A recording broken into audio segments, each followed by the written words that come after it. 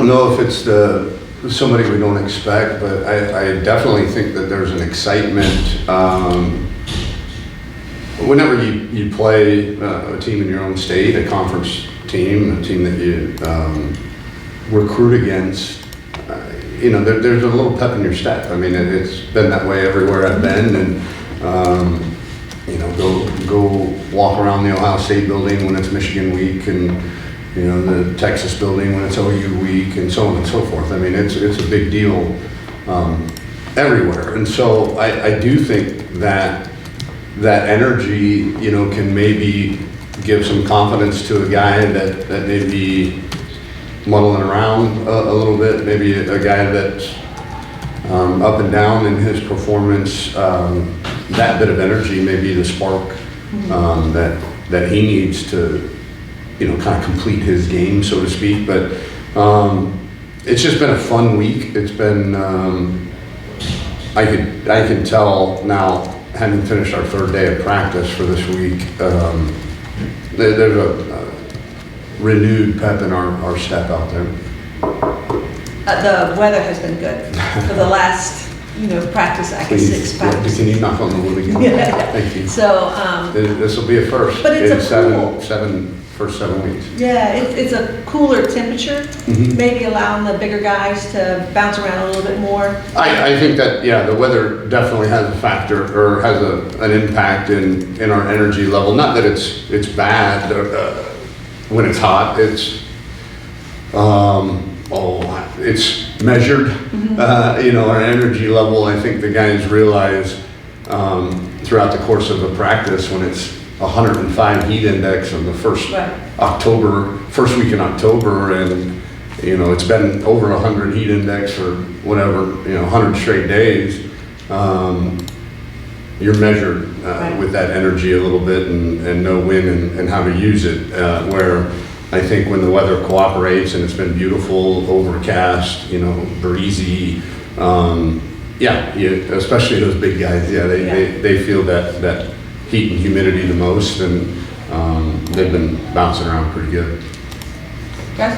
Following UTSA, you mentioned, possible changes and, the mistakes and coverages and whatnot. How have you gone about this week trying to emphasize the little things and making sure execution's at an all-time high for this game?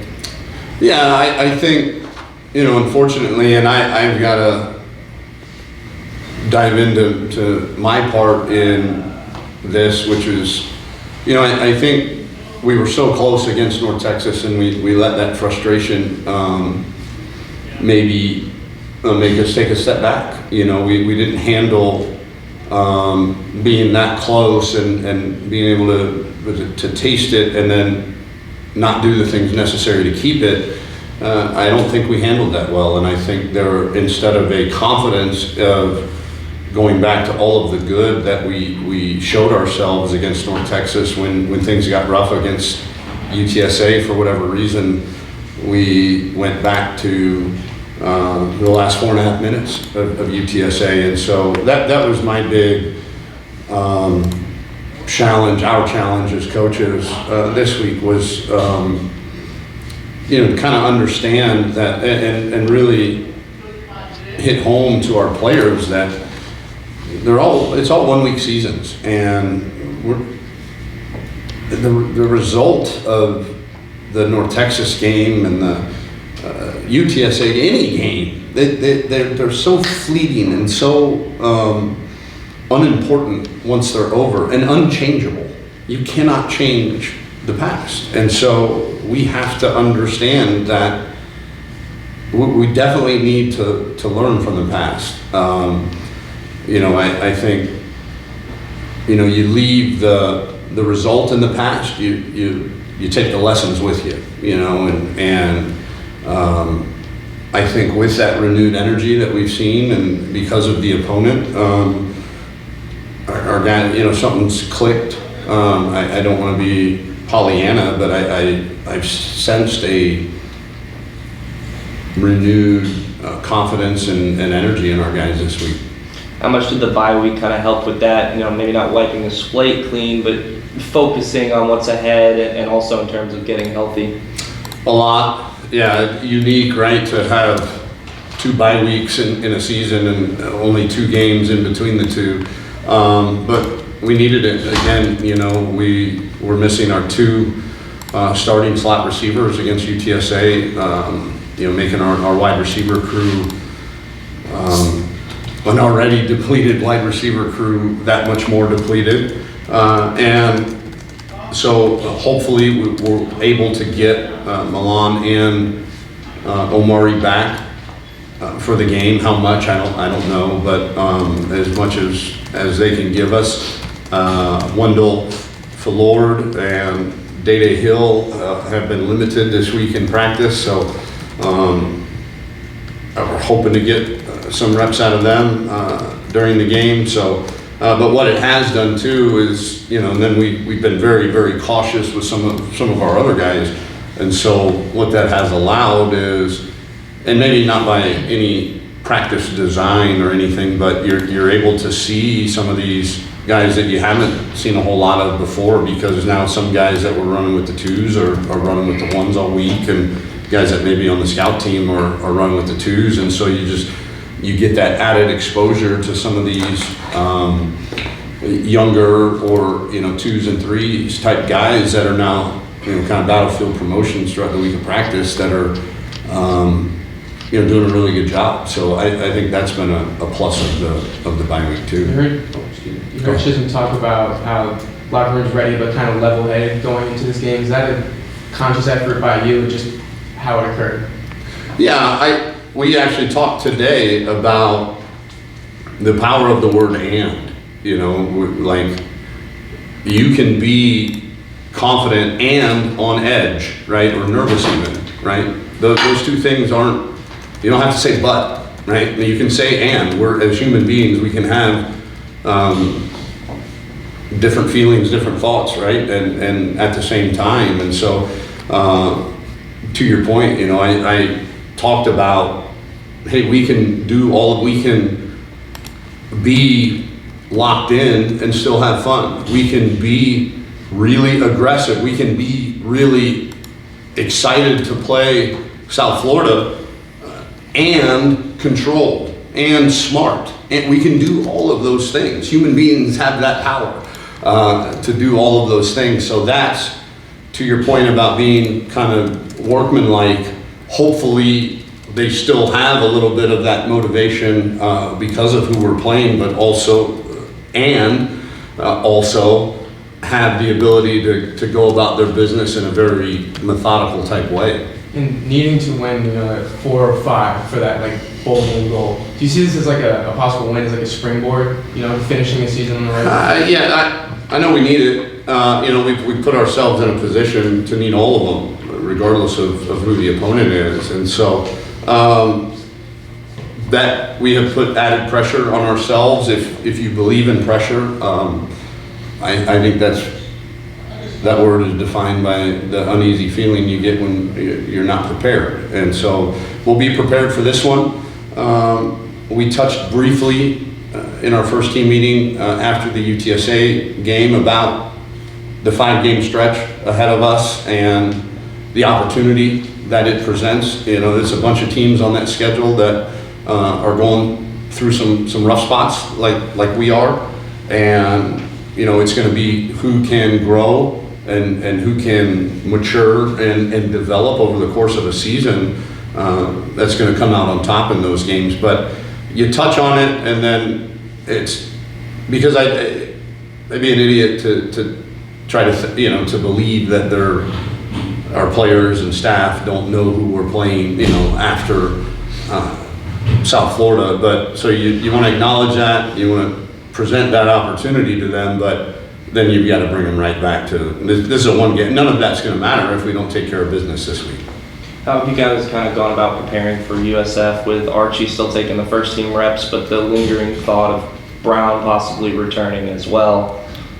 I think you gotta play what you see on film. So we prepared for the plays and his style for Archie, but if you really study him, there's not a whole lot's changed schematically I've got a lot of respect for Coach Golish and what they do on that side of the ball too, and they believe in a certain way of doing things, and they're going to do them. Maybe a few less designed quarterback runs, maybe not because of the athletic ability of number 3, but just you don't want to take any unnecessary chances. If now the alternative is to go to option 3 if he gets dinged up. So very similar offense. I don't think, other than the quarterback run element,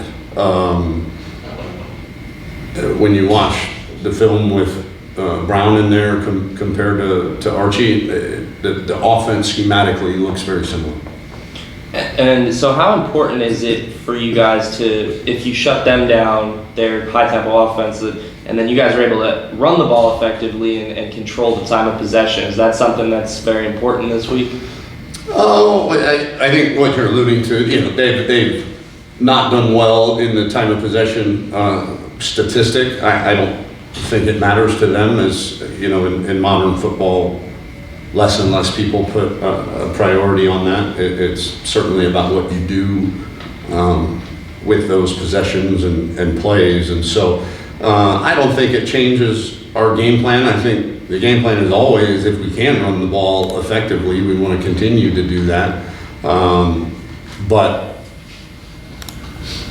I believe that balanced offense doesn't mean you're going to throw for 200 and run for 200 in a game. It means that however the defense dictate you need to win the game, that you can. If they want to blitz the crap out of you and play cover 0 to stop the run, then you better be able to throw hot and make guys miss on the perimeter. If they want to load the box and play single high, you better be able to read some people. You better be able to find windows in zone, get open against man coverage. So you have a game plan that you want to execute, but ultimately the defense has the chalk last, as they say in our profession. Meaning, when the ball snapped, they can do whatever they want. And at the end of the day, we've got to adjust and adapt and go win the game the way that they're dictating we need to win the game. Coach, just circling back on the injury update, Spancher had a plate, I guess, for the UTSA game and still was able to rattle off, program long 72 yards. So I assume that he is. Yeah, it didn't feel good. Still doesn't, but effective. Yeah, his foot still a problem, but he's working through it. But he's probable for a start. Oh yeah. Okay. Yeah. And then the other guy that was kind of on the fence, tolerance level wise, was Jay Will.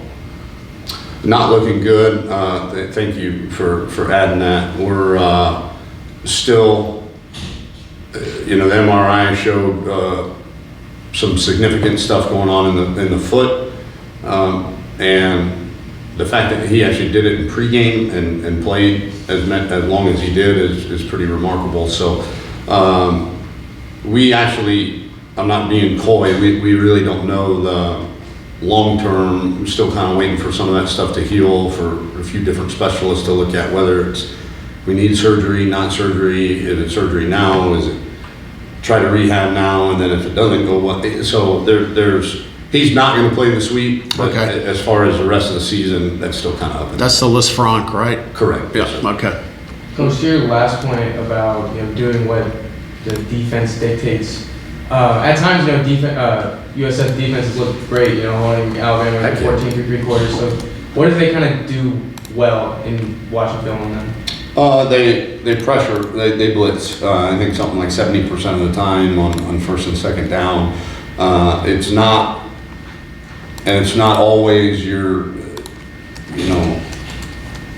high risk, high reward blitz either. It's a lot of what we call simulated pressures, where they'll bring a secondary player but drop an end and still only rush 4, but it's a guy that's not accounted for in either the run scheme or the protection scheme that creates some confusion. And so that's, I think, the biggest hurdle is the confusion and really finding the soft spots. the weaknesses when they do pressure, because obviously they feel that's a strength for them, and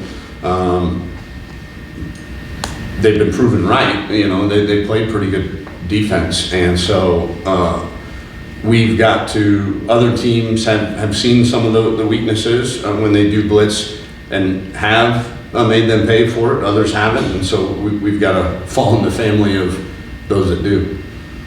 With the pressure and the solid defense that they played, how confident are you in the offense's ability to return to form to what they did against UNT? Yeah, very, very confident. Yeah, we beat ourselves, and so again, I go back to, I mean, even in the UTSA game, I mean, there was plenty to point at that were us at our best on that side of the ball, and so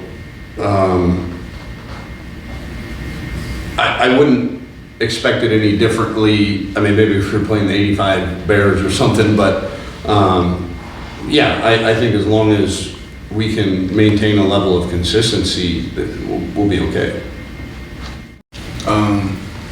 Just staying consistent, just catching everything that's thrown to you. Just everybody has limited opportunities, you know. But I feel like it definitely helps the offense just having more weapons on the field at a time. And your size helps within the conference because you're probably one of the bigger guys, taller guys especially, in FAU's blocking scheme to help the run game. And we can stay in the same personnel and run or throw the ball. Wyatt, I haven't seen you since the end of the UTSA game. And I want to ask, at the end of that game, I noticed a bunch, it wasn't just you, it was a bunch of guys going up to the fans, giving gloves and stuff like that. And I don't know if you noticed it, but you kind of made their day. Like, they were all smiles and happy. What is that kind of like for you, as someone who probably grew up around football and stuff, to be able to make an impact on kids, even away fans like that? I remember being a little kid and just asking for gloves and stuff, so. It was one of the kids that had a sign that said it was their birthday. So I saw Zeke go and get him some gloves, so I just gave him some gloves. So. And so what, into the bye week and after and now into this week, what has the discussion kind of been in the locker room to try to rally the troops here down the stretch? Just everybody staying together, nobody jumping ship, and just getting ready. You don't really need motivation for a game like this, so. Couple of former Owls on the defensive side of things for USF. Has there been any talk about that? And you guys ready to face off possibly against some former teammates? It's gonna be fun, but it hasn't been any talk. And for you, what have you seen from your film out of the USF defense? And is there anything you guys may try to attack this game? I wouldn't say anything necessarily we're trying to attack, but they definitely blitz a lot, and yeah, they blitz a lot. So, and man-to-man a lot. So. It's going to be whose players are better, I feel like. What do you think the offense has to do most to go back to form to what you guys did against UNT? Just everybody just doing their assignment, being comfortable, and yeah, if everyone does their job, then good things happen. You were on the team last year or during that game, but with this hot streak you're kind of on, how motivated are you kind of to make an impact this year against USF? Very motivated. Yeah, very, very motivated.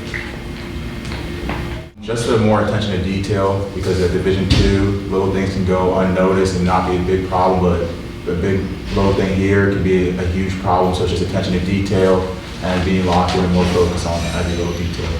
You're one of those guys that didn't grow up playing football, so but it's turned into an opportunity for you for your education and just to see different places in the world. What has football brought to you? Just a lot of new experiences, like meeting different people, being in a locker room, seeing funny things, and playing at a Division I now because I came from a Division II is a big jump. So maybe you see new experiences, and it's my first time being in Florida for real. So yeah. Has your mom bought into it yet? Yeah, she's definitely bought in now. Before she probably didn't care too much for it, but now she's bought into it now. Gotcha. Chisom, what has it been like for you? You had that tough injury a couple years ago, you bounced back, you grind up, and now you're here and you're making an impact. You've been a very active pass rush for the Owls this season. What's that experience been for you coming back from that injury to now being here making that impact? Yeah, that injury sucked. I couldn't walk for 4 months after the lineman stepped on my ankle. And it was a hard recovery, a lot of mental things you had to get over because you didn't know if you were going to play again. You know, because I had to get 2 surgeries and 2 infections. There's a lot of dark places I had to go through, but I was looking for the people around me that helped me get up, and the people at Shippensburg, the training staff, and the coaches helping me get back up and helping got back to my place to be it. And last week for the team, it was one of the better pass rush performances of the season. What was working for you guys last week, and how do you go about, just keeping that momentum going to the rest of the year? Just rushing forward one, just a whole D lineman, just collapsing pocket and just making sure the quarterback had no escape lanes, and then people countering back at quarterback level or the quarterback slipping up into pressure. So it's just everyone just working together as one. And with the up-tempo offense that USF's going to look to run, is there any difficulty to that you see, or is it something you just have to adjust to? You just have to adjust. You just have to urgency of line, urgency to get the call, and just do your job and play ball and be as level as one as a defense. That's our goal. That's what we're going to do Friday. First year for you seeing this matchup, and you may have heard some things about last year, but as an outsider coming in, what's your thoughts about the FAU USF matchup, and is the locker room amped up at all from what you've seen? I feel like we have a cool tempo, not trying to put too much into the rivalry, not to get our juices flowing up until game day, because you don't want to be too amped up now. But we're going to play every rep as a USF and take that intensity. But we're not going to be screaming, hooting, and hollering after USF, but we're going to be ready to play on Friday.